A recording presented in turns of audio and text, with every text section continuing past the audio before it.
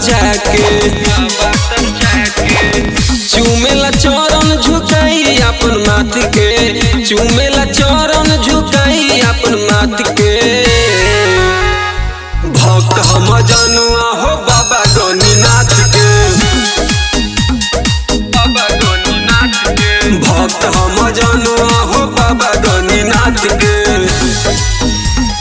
बाबा गणिनाथ के, बाबा गणिनाथ के।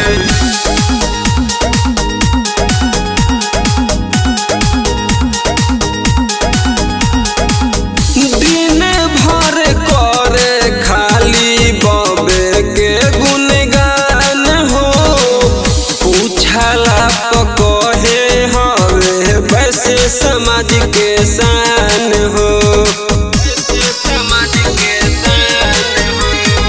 दिन भर करे खाली बाबे के गुणगान हो, पूछला पकहे हमें साहू समाज के शान हो।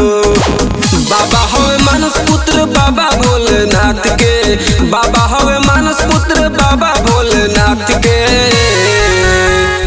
भक्त हम जनुआ हो बाबा गणिनाथ के, बाबा गणिनाथ के। भक्त हम जनुआ हो बाबा गणिनाथ के, बाबा गणिनाथ के, बाबा गणिनाथ के।